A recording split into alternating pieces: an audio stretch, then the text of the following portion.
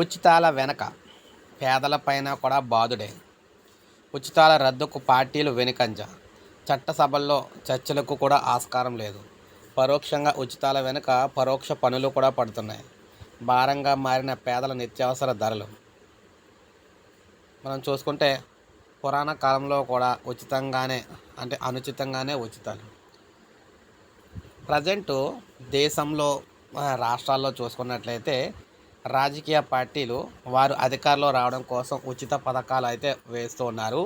అయితే ఉచిత పథకాలు ఇచ్చినప్పటికీ కూడా ఫైనల్గా ఈ భారం అంతా కూడా మళ్ళీ పేదల మీదే పడుతూ ఉందన్నమాట. పేదల దగ్గర నుంచే పరోక్షంగా పన్నులు అయితే వసూలు చేస్తూ ఉన్నారు. మనకు ప్రజెంట్ ఉదాహరణ చూసుకుంటే పొరుగు దేశం శ్రీలంక ఆర్థిక సంక్షోభంలో కూరుకుపోయినప్పటి నుంచి కూడా భారత్లో కూడా ఉచిత పథకాల అమలుపై చర్చ సాగుతూ ఉంది.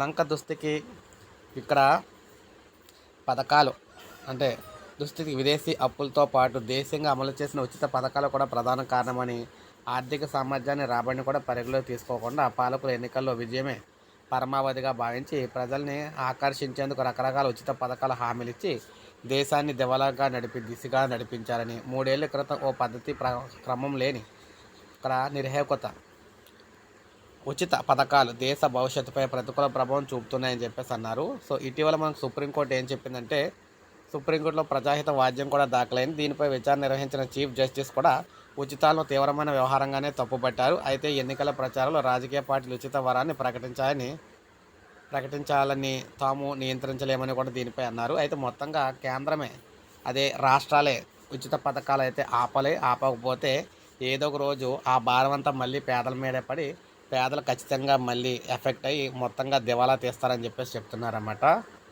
సో ఇది మొత్తంగా చూసుకుంటే ప్రజెంట్ ఏపీ తెలంగాణలో ఉన్న పరిస్థితి ఏంటంటే ఉచిత పథకాలు వెంటనే రద్దు చేయాలి బెటర్ అని చెప్పేసి సుప్రీంకోర్టు చెప్పింది.